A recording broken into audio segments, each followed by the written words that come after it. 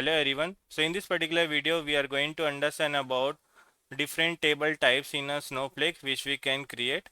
So in a Snowflake we have a different table types, when to use what, everything we are going to understand in this video. So let's start. So what are the different Snowflake table types we have?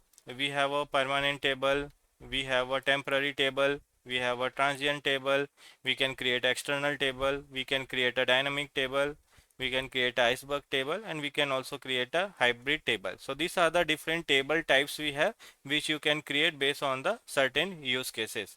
Now main question is like, when we have to create a permanent table, when we should create a temporary table, right? So let's understand one by one.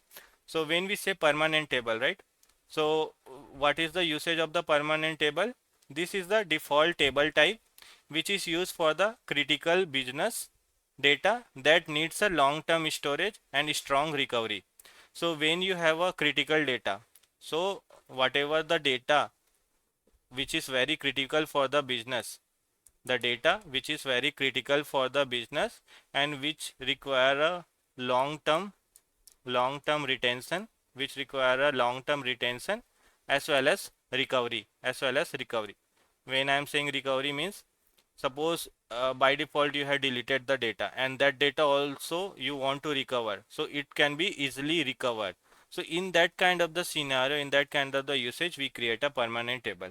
So when you have a very business critical data and that require a long-term retentions and also that require a easily recovery, so in that kind of scenario we create a permanent table. So what is the advantage we get here? We get a time travel. Here we get a time travel. What is a time travel and the fail safe? Let's try to understand. So in a permanent table you will get a time travel and the fail safe. Let's try to understand. Now suppose I have one table. This is my table.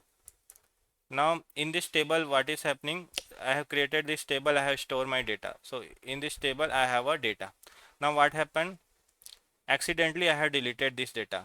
Accidentally you have deleted the data. Now when we say time travel, right? When we say time travel, so with the help of the time travel you can easily go back to the previous version. So this deleted data, right? So when you will delete the data, your table will be empty. So this is my version. Suppose this will be my version 10. Before to this version we had a data, right? We had a data. Suppose this is a version 9 where we have a data.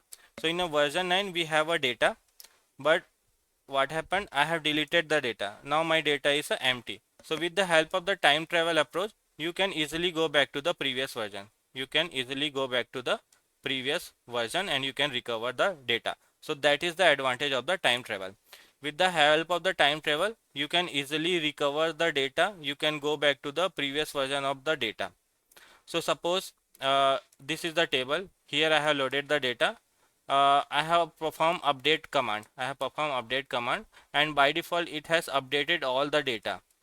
But when I check, like, this data is not correct after the updation.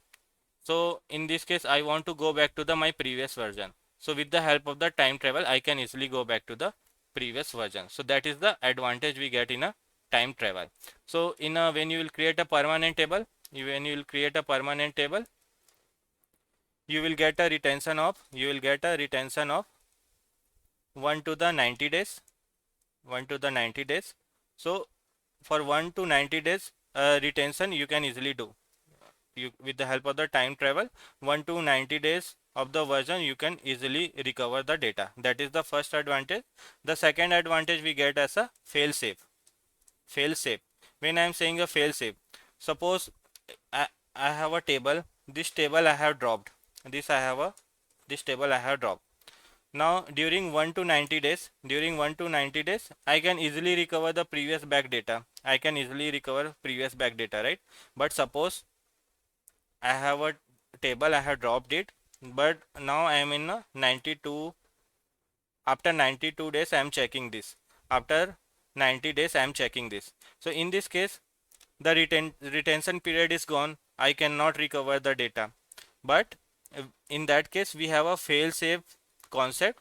So Snowflake also provide a recovery. So suppose After 90 days you are checking, right? So in a fail safe we get a 7 days recovery, in a 7 days recovery. So after you have completed your retention period, that is a 90 days, after that also 7 days recovery also Snowflake provides. During this day you can easily recover your lost data, now what is the difference between this retention and the fail safe? So in a time travel 1 to 90 days you can easily go back to the previous version, you can do a query, you can analyze.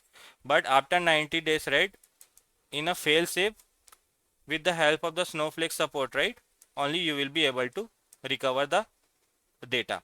So that is the difference. So this fail safe has built for the disaster recovery, for any kind of the recovery where you want to recover the data, right? For that this fail safe has created.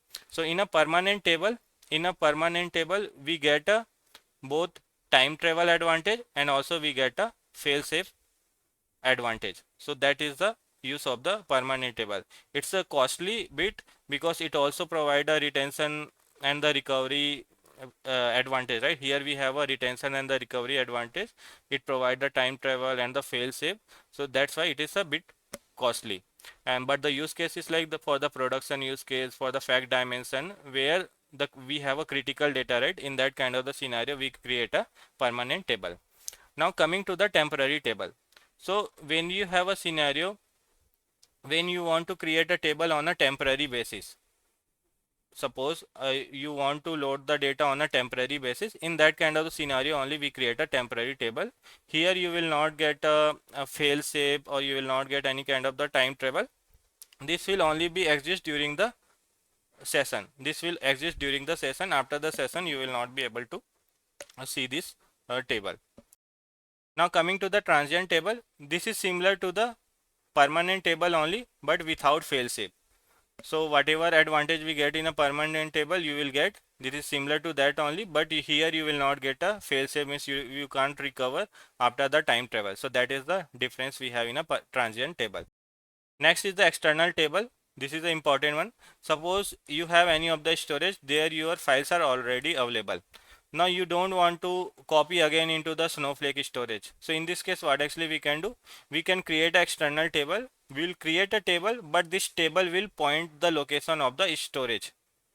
This will just be a table in a Snowflake but actual storage will be your storage account. So you can point to your files and based on that one table you can create. So that is the external table.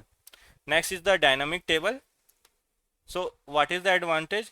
It will automatically refresh the table based on a query. Snowflake manage incremental update.